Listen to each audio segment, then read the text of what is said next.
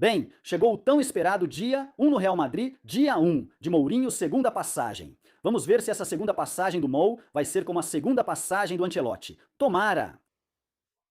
Eu já ficaria feliz até com metade disso, tipo ganhar uma Champions, né? Essa Champions que o Mourinho nunca conseguiu ganhar, mas que colocou as bases do que viria depois. Claro, olha, já passou um tempo. Este é o primeiro dia de 2010 e este é o primeiro dia de 2026.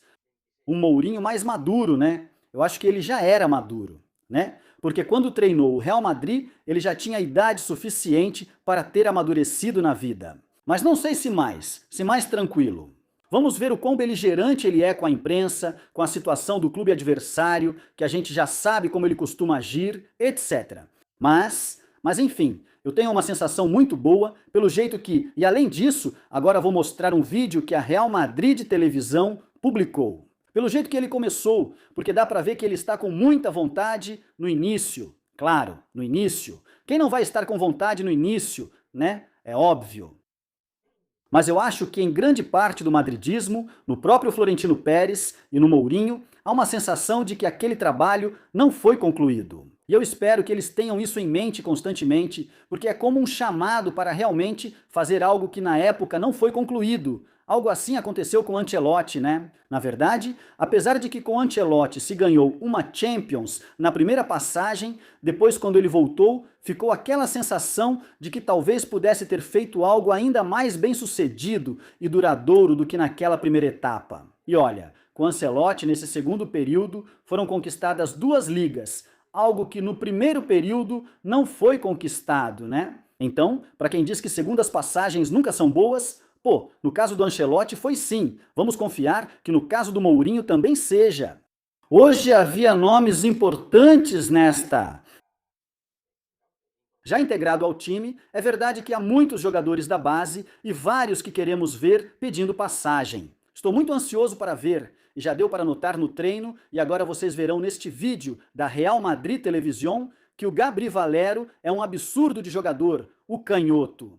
Alexis Síria, pessoal do Castilla, um monte de garotos que tem que... Bom, Pitarte hoje, até onde eu sei, não estava porque acabou de ganhar o Europeu Sub-19 com a seleção espanhola, tendo muito destaque, por sinal. E impressionante o campeonato que a seleção espanhola Sub-19 fez, por sinal que deveria contar até com Kubarski e com Lamine Yamal, e eles estão jogando esse Mundial aqui nos Estados Unidos. E ganharam tudo sem sofrer um único gol e fazendo uma quantidade absurda de gols, goleando mesmo. 7-0 sobre o país de Gales, 4-0 sobre a Alemanha no segundo jogo e depois, na final, a Alemanha também. Ou seja, é realmente impressionante o que essa seleção Sub-19 da Espanha fez, onde há jogadores do Real Madrid e entre eles, como eu disse, Pitarte, que para mim, e espero que Mourinho lhe dê confiança, conquistou o direito de estar este ano, sem dúvida, no elenco. E entre os nomes que vimos, as pessoas que vimos, acho que todos que estão ali vão ficar, exceto os jogadores que Mourinho quer observar.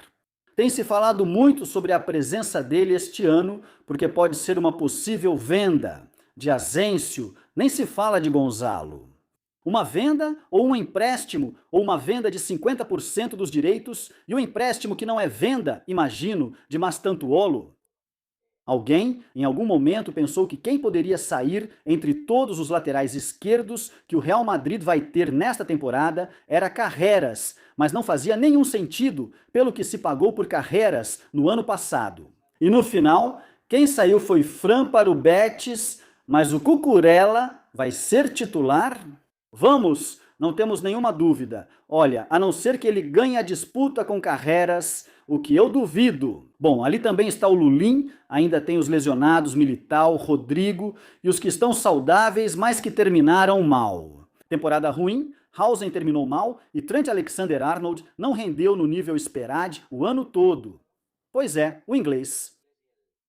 Antes eram titulares em seleções que agora mesmo estão nas semifinais. Bom, vamos ver o que Mourinho pensa desses 3 que estão em dúvida, de Asensio, de Gonzalo e de Mastantuono, em sessões com muito calor no Real Madrid, que começaram hoje. Este é um resumo que o canal do clube fez hoje sobre como foi esse primeiro dia de Mourinho. hoje, segunda-feira, porque vocês já sabem, de manhã exames médicos e à tarde essa primeira sessão de trabalho, o primeiro treino que começou às 5 da tarde aqui neste campo, número 3 da cidade do Real Madrid. Foi dividido em diferentes exercícios, primeiro a ativação, divididos em 3 grupos, depois uma parte de posse de bola, pressão, circulação rápida, muita intensidade, muito esforço, muita vontade dos jogadores do Real Madrid. Já disse há alguns dias aqui conosco na Real Madrid Televisão que tudo isso é inegociável para o técnico português e tudo terminou com diferentes jogos em espaços reduzidos, com finalização em mini goleirinhas. Além disso, saibam também que os lesionados Ferland Mendy, Éder Militão e também Rodrigo Góes treinaram internamente e continuam assim seu processo de recuperação. Trabalho e mais trabalho com José Mourinho à frente e no comando do Real Madrid. Hoje, segunda-feira e também amanhã com sessão dupla, de manhã e à tarde, para ir preparando o que vai ser esse início desta temporada tão empolgante, apaixonante e emocionante com José Mourinho, nosso treinador, à frente do nosso time. Bom? Lá estava Rodrigo fazendo esses exercícios dentro das instalações. Também vimos a Minifat, tem esse garoto, Ofana Xerife, acho que é assim que se chama também. Ou seja, tem muita gente, muitos garotos. Vou ver se algum deles convence Mourinho. Aliás, também vimos que aqui, entre os rostos mais conhecidos, não tínhamos visto Camavinga, mas vimos ele treinando. Camavinga que deve estar pensando em outra coisa. Olha, como o Trent Alexander-Arnold, como Hauser, que eram titulares em suas seleções, que agora mesmo são semifinalistas. E devem estar pensando, se eu não for bem no meu clube, depois não tenho essas conquistas, né? Ficaram de fora. Fiquem atentos ao mercado. Estamos muito animados. Lembra quando começamos no ano passado com Xavi Alonso? Toda aquela empolgação que não resultou em nada. Mas sempre que tem uma pré-temporada, novidades, um novo uniforme de treino, novas camisas, novos rostos, naturalmente há muita empolgação. E principalmente dos jogadores. E você pensa, como eles conseguem esse desempenho? Hauser, de 30, Alexander-Arnold, nem se fala. Lesões como a do Militão são uma fatalidade. O Madrid tem um elenco incrível. Para mim, a única coisa que falta, pessoal, e eu falo isso também por causa do Camavinga, é contratar pelo menos um grande meio-campista. Mas um grande meio-campista. Não acho tão necessária a contratação de um atacante. Vamos aguardar a renovação de Vinícius, que dizem estar quase concluída. Há boas notícias sobre isso? Ainda digo que, se não contratarmos um meio-campista neste verão, espero que não, mas vamos voltar a nos arrepender. Bernardo Silva é ótimo, mas todos ainda precisam chegar. Desde que Kroos e Modric saíram, sinto que falta alguém ali. Desculpe repetir, mas sou assim mesmo. Me falta alguém desse nível, é muito difícil, mas alguém que chegue e você diga, poxa, com o tempo pode se tornar um deles. É isso que a gente está pensando. Mas enfim... Também passou por lá, e não treinou, logicamente, e não vai treinar por um tempo. Sobre Thibaut Courtois, há 2 notícias muito boas. Uma, a lesão dele não é grave, e outra, estão comentando que ele vai renovar depois do verão por mais um ano. Ele tem contrato até o próximo verão de 2027. Depois deste verão, ele renovaria por mais um ano, até 2028. Ou seja, não esperariam até um pouco mais tarde para executar essa renovação. Eles têm confiança de que Courtois, pode continuar por mais 2 anos. Ou seja, como ele ainda tem um ano de contrato, então mais um aninho. E contar um pouco quem são os que vão. Senão a bateria do meu celular vai acabar. Talvez eu esteja derrubando as coisas. Estou trocando os cabos. Contar um pouco quem são os que acompanham o Mourinho, porque eu confesso que muitos deles, obviamente, eu não conhecia e provavelmente vocês também não. Aqui o mais famoso, sem dúvida, é o Khedira, o Sami Khedira, que volta ao Real Madrid com outro papel, naturalmente, volta como assistente técnico. O segundo treinador, pelo que entendo, e me perdoem aqui por não ser muito preciso, pessoal, mas pelo que entendo e não tenho certeza, ele era o auxiliar dele no Benfica. Acho que sim, esse João Tralhão, que é o segundo treinador. Vamos ouvir falar muito dele. Pedro Machado, assistente técnico, assim como Sami Khedira. Atenção, porque o novo treinador de goleiros se chama Nuno Santos, ou Nuno Santos, como diriam em Portugal. E Luiz Lopes, que foi o treinador de goleiros nos últimos anos, vai continuar no clube, mas com outras funções. Diz aqui Diego Mengual que cobre o Real Madrid. E claro, é uma situação, não sei se será a mesma como a do Pintus, né? Se você já não é treinador principal de goleiros, o que fará? Bom, muitas vezes colocam esse cargo de coordenador, né? Bom, se for para coordenar o restante do trabalho com os goleiros nas divisões de base, bom, são esse tipo de situações em que vamos falar claro.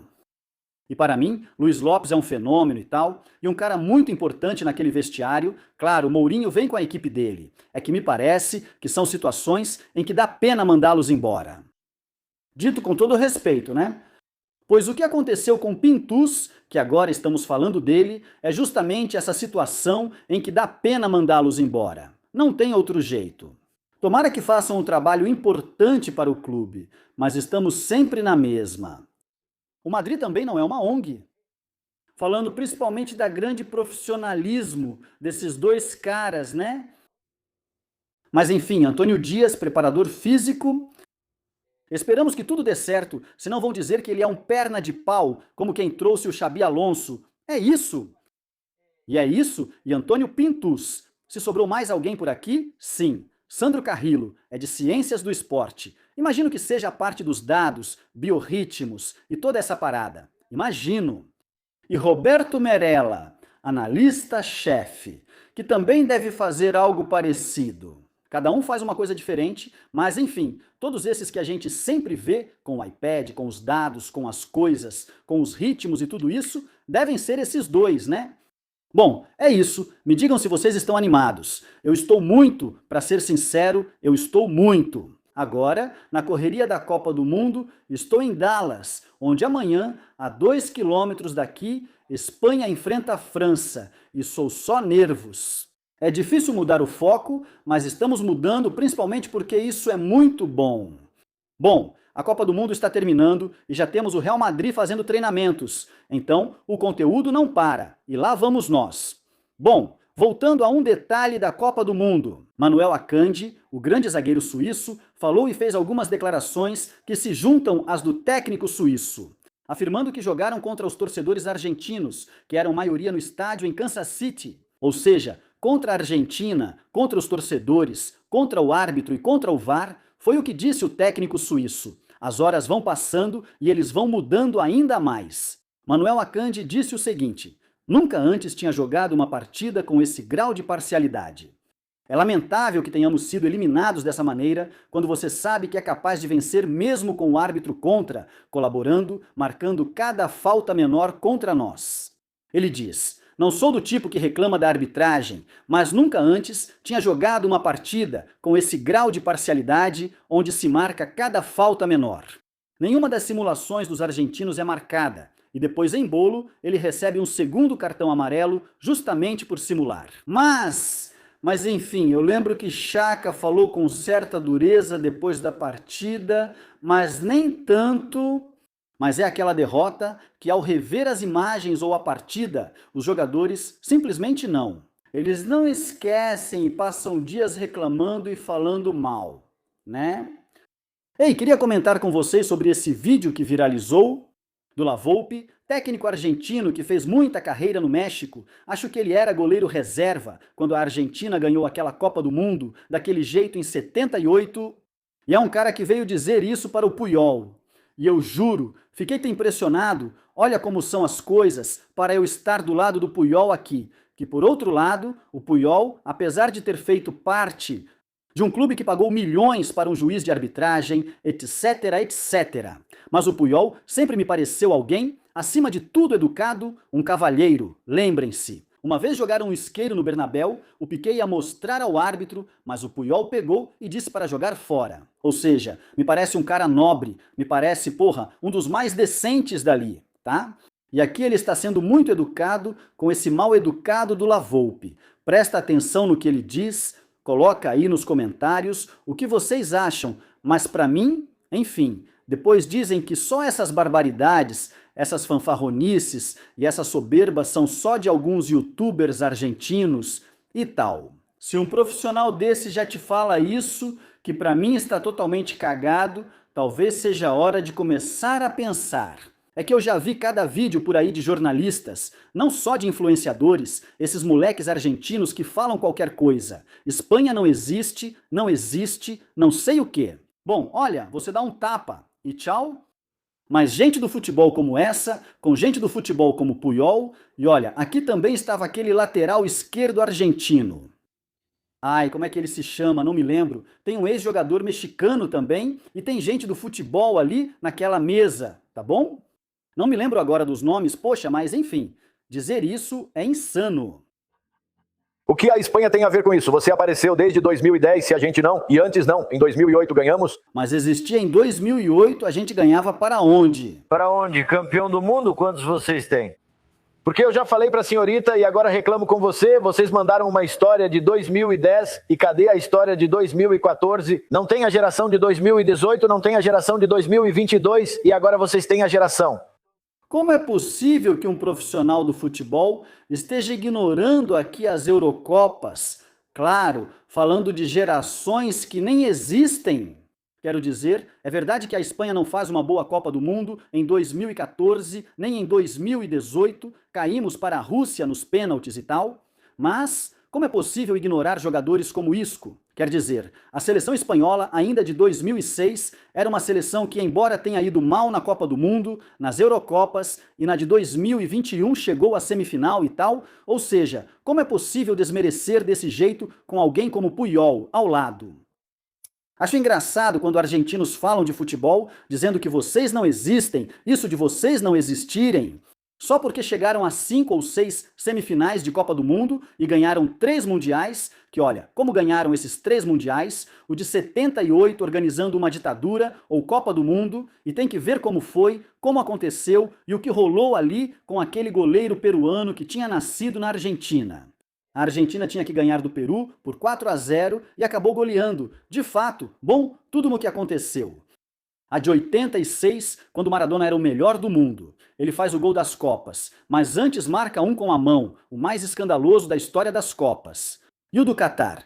Quer dizer, se a gente começar a brigar aqui, podemos falar qualquer besteira, porém, se estivermos tranquilos, dizemos que sim. A Argentina tem uma grande história no futebol. Tem Di Stéfano, tem Maradona e tem Messi, claro, mas do que muita gente reclama em relação aos argentinos.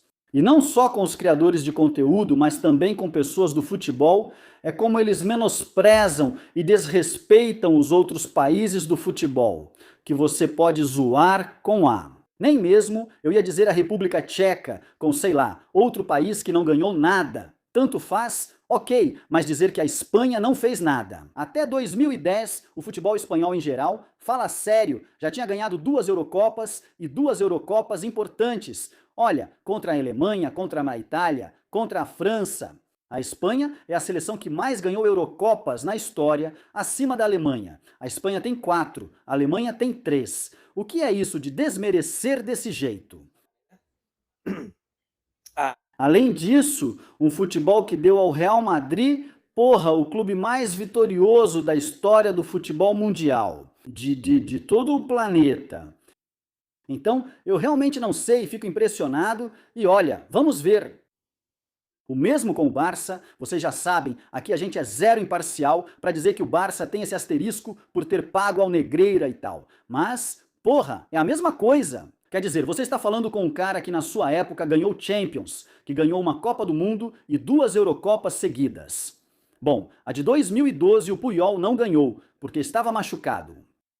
Parem com isso. E criaram o 4-3, não. O 4-3 já existia nos anos 80. 82, quem quebrou o 4-3 foi o Arrigo. Vamos voltar ao Busquets para que ele defenda a teoria dele. É o Sorin, que eu tinha esquecido. É o Sorin, o argentino, que está tentando se meter aí.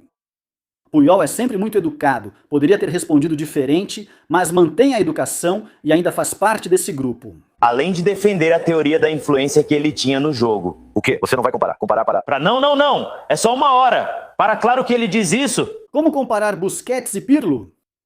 Busquets já passou daquela fase em que jogava contra a Inter e simulava, pois ele era conhecido por simular, ok? Quer dizer, estão dizendo, poxa, Pirlo ganhou uma Copa do Mundo e Pirlo é excelente, mas falam com uma...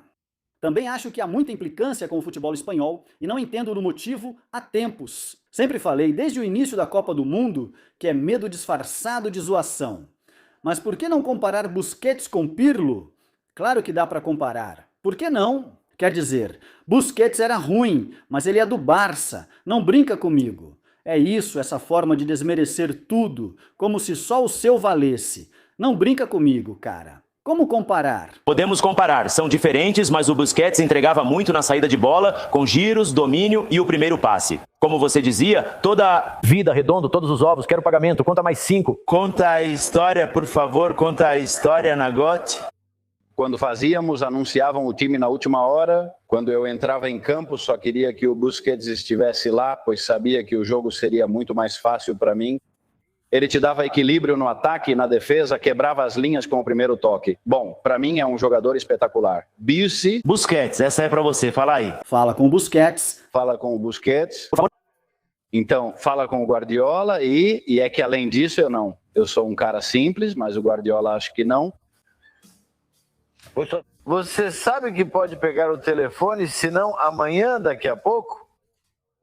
Mas também emprestei para ela, coloca aí saída volpiana com... Guardiola. Olha, Não, não precisa que eu coloque. não precisa que eu coloque. Vai. Não, continue falando. E você agora? E o que mais sobre a saída, e só isso mesmo, para a saída Busquets teria ajudado muito. Quem? Busquets, hein? Está cheio, Jenny. Lindo. Aí acho que está cheio. Jenny, lindo também.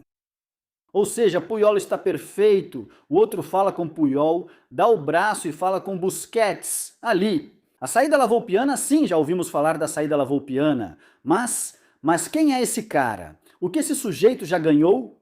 Para dizer dessa forma, quer dizer é que Busquets.